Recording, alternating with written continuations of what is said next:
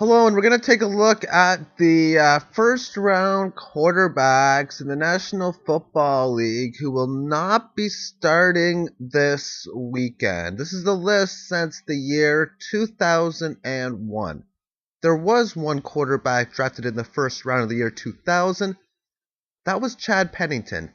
Being retired, he will not be playing this weekend. In fact, only one of these quarterbacks on the list, two on the list, are not on a team right now.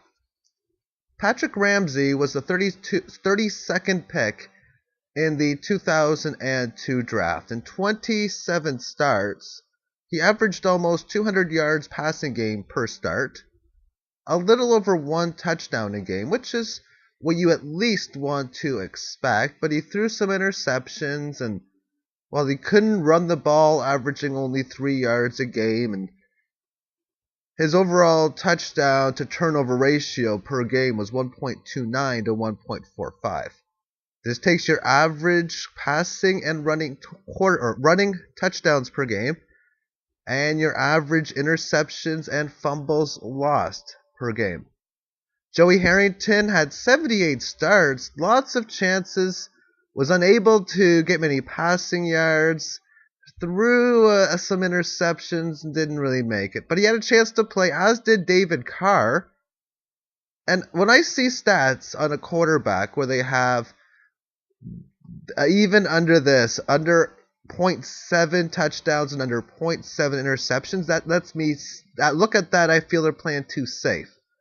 Well, the interceptions were pretty high and averaging over a turnover a game. David Carr didn't make it, nor did Kyle Boller. Now, Carson Palmer averaged 234 yards passing, 1.59 passing touchdowns per game, and ever since the injury that occurred in the playoff game against Pittsburgh, well, it seems Carson Palmer was never the same, but he did start off extremely well. He was a top fantasy quarterback for a few years. J.P. Losman, the 22nd pick in the 2004 draft, had 36 starts and had 168 passing yards per game. Really didn't do much. Matt Leinart, 26 starts, really bad. Probably the worst on the list, other than maybe Jamarcus Russell, who's Carson Palmer and Jamarcus Russell are the only two quarterbacks on this list who don't have a team right now. But Matt Leinart had 0.54 touchdowns, 0.73 interceptions a game, 146. To me, that looks maybe a little too safe. Vince Young, 50 starts, only 160 yards passing, and the big only is only 27.5 yards rushing. I like quarterbacks who can get at least 20, and that is at least 20. But considering he's got running back or wide receiver kind of speed, I think he should have had more. He did average a touchdown every 4 games, though, on the ground, but his touchdown to turnover ratio was even. Brady Quinn was drafted by the Cleveland Browns, now plays for the Denver Broncos, and again, 160 yards passing, doesn't throw many interceptions, so maybe he's a little too safe.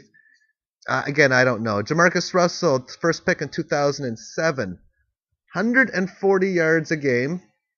That's terrible. 0.61 touchdowns. That's extremely terrible. 0.71 interceptions. That's actually fine. Again, was he playing too safe? And then we have no quarterbacks from the years 2008 and 2009, and only one from the year 2010.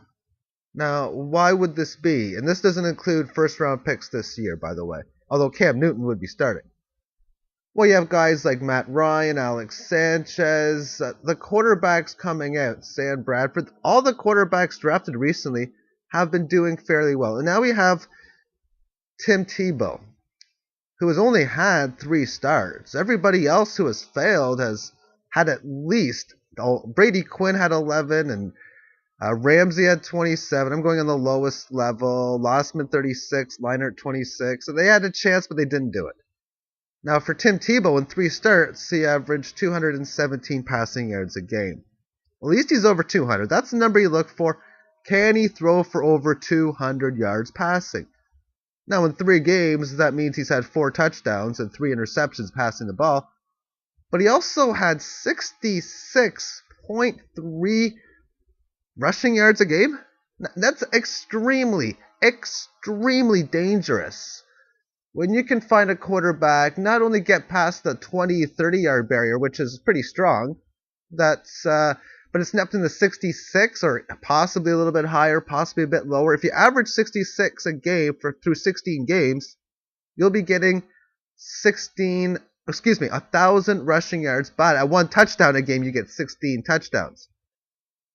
He averaged 2 1/3 touchdowns a game and 1 turnover. Yet, I find it very interesting how they say that he's not ready.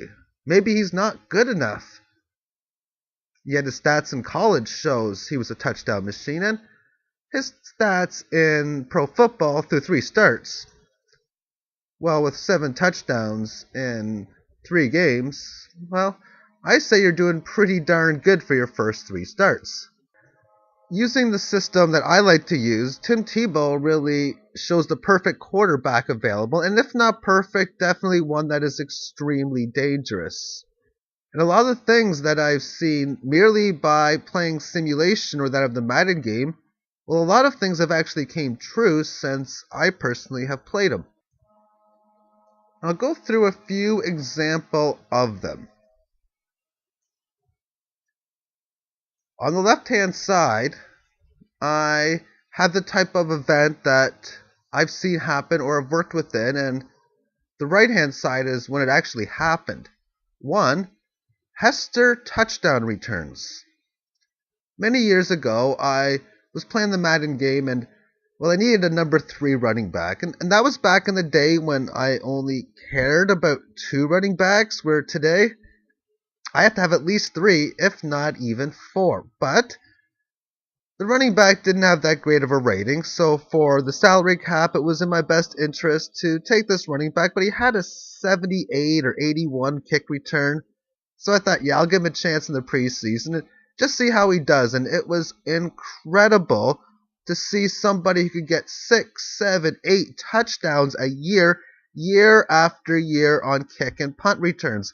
It's dangerous, and yet, years later, Devin Hester does the exact same thing.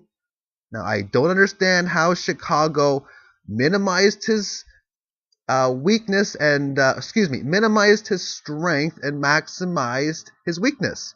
They minimized his strength by really not returning him much or any at all, and they maximized his weakness by trying to make him an every down receiver. Well, don't know why he did it. Next one, 50 touchdowns, 4 interceptions, and I've done that a couple of times. Not easy to do, but I've seen Brady do it now, so apparently it can be done. Major weapons. New England has 10 on offense. Now, what major weapons means are players at the quarterback, wide receiver, tight end, and running back position who are considered to be that of a major weapon. On the New England Patriots, you have quarterback Tom Brady. You have running backs Ben Jarvis, Green Ellis, and Danny Woodhead. Both of them are weapons, and watch out even for Stephen Ridley, the number 3 running back.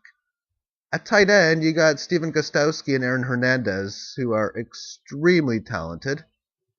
And at wide receiver, you have Deion Branch, you have Wes Welker, you have Chad Ochocinco, and I'm even missing one more wide receiver that I'm trying to think of off of the top of my head. Regardless, when you got so many, that means you can spell them in and out, and that's something that's very effective when you run the 2-minute drill in the first quarter, which is something New England actually did last week.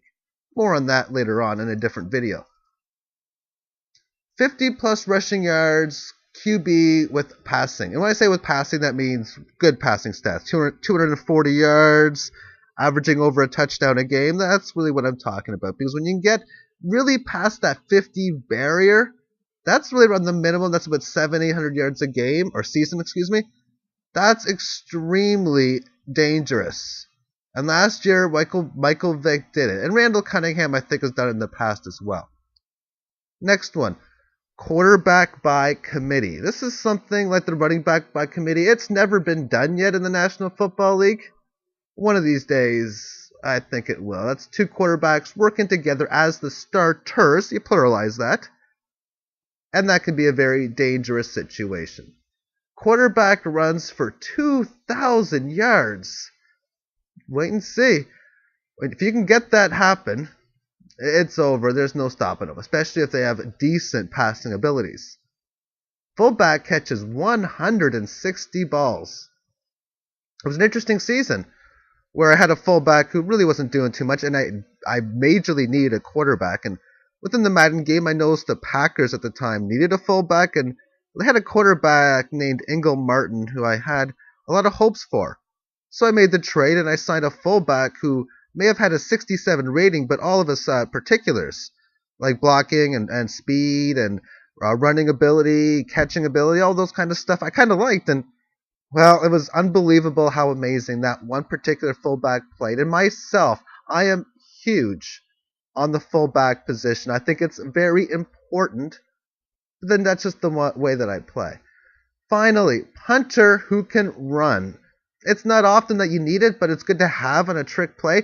The way I see it in my head is, what I want is your everyday regular punter, like every other punter in the National Football League, who can punt 40 some odd yards and all that stuff, but at least be able to run, especially tackle if they can do that. Because if you have a guy who can punt and tackle, then if you need to, that's good. And well, in a fake punt, you kind of like a guy who can run. Week 1, 2010 Cleveland Browns. You can do that Google search on YouTube or YouTube search for Week 1, 2010 Browns. Maybe do fake punt. You'll see what I mean. Thank you for tuning in, and hopefully one of these days we can see Tim Tebow in the lineup. But if John Fox is unable to see reality, then I don't know what to say. Take care.